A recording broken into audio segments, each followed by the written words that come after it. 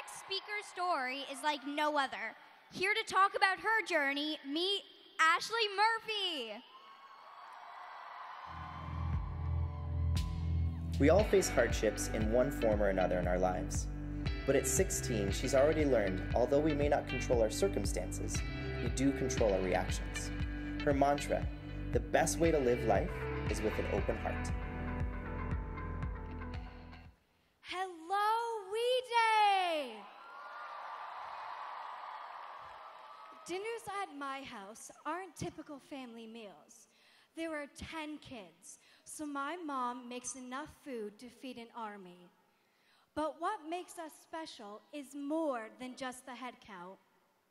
8 of us have special needs. We've drawn inspiration from what may seem as our weaknesses and turned them into strengths. My brother, who is legally blind and a quadriplegic, and my sister, who's developmentally delayed, both volunteer with kids with physical disabilities. Every one of us, including my parents, is an active volunteer, and they have inspired me to find my own way to create change. I'm involved with the Think Pink Club at my school. We raise awareness about mental health issues and advocate against bullying to create a more supportive community. This past summer, I joined another kind of supportive community on a Meet a Wee trip to East Africa with Free the Children.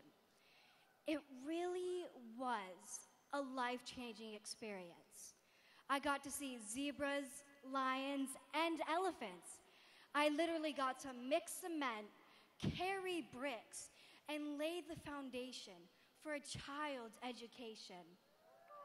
Believe it or not, these were just minor highlights of my trip. After an hour drive down dirt roads, I pulled up to the Baraka Health Clinic. I saw modern facilities and a fully stocked pharmacy where moms can give birth safely and sick children can get the medicine they need. I saw how access to healthcare changes lives. And then I met Naomi and Faith. They're 10 and 15. They play Stella Ella Ola and Ring Around the Rosie. They're kids, just like you and me. And they were so open and willing to share their stories. They told me they both have HIV. They were born with it, just like 3 million other children around the world who live with it every day. And they told me that they're too busy living their lives to the fullest to think much about it. Next, it was my turn. I didn't know where to start. I saw myself in them. Like me, they have tons of siblings, love to sing and dance, and are quick to connect with people. But it was more than that.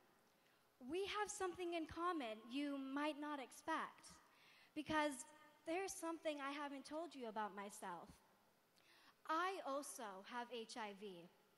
Like them, I was born with it. Let me explain. I was born into a troubled family. My birth father wasn't able to care for me, and my birth mother was an addict and an alcoholic. When I was born, I was so weak that I couldn't breathe on my own. So the doctors hooked me up to life support and did a blood test. And that's when they found HIV in my blood. The doctors weren't too hopeful, and neither was Children's Aid. So they placed me with my adoptive parents and told them to prepare for the worst. But clearly, I had other plans. At 6 months old, I weighed 8 pounds, the size of a newborn. At 1.5, I weighed 23 pounds, the same size as a healthy 1-year-old. But my adoptive parents knew I was a fighter. And standing here with all of you, I can't even tell you how amazing this feels for me. Because I wasn't supposed to be here. Not just at We Day. I wasn't supposed to be alive. But here I am, and I feel great. One of my biggest fears before my trip was meeting some of the 25 million people in Africa with HIV or AIDS, without access to the medication or doctors they need. That I'd see firsthand the differences between HIV in North America and HIV in Africa.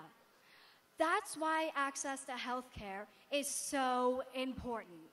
Naomi and Faith are alive because of healthcare. They are alive because of Baraka. I am here today on behalf of Naomi and Faith. Together, we are sharing our experiences to help reduce the stigma around HIV. And we need your help to create a more supportive community. And the first step is accepting yourself. Often we shrink away from having those difficult conversations. We don't talk about eating disorders or mental health issues, but they're a part of life. And we need to tackle them head on. I learned at a young age that we all face challenges. Your challenge may not be HIV. It may be depression or bullying. I want you to remember that our weaknesses can turn into our strengths. We can overcome our challenges and use them to help others. I'm here as proof of that. Don't be ashamed of what makes you unique. Rock your differences, own them, and be you. We all face doubts, and when I do, I think back to Naomi and Faith, and I know that I have the courage and bravery I need. I learned a lot about my own inner strength from them. I hope you learned a bit about yours from me. Thank you, We Day!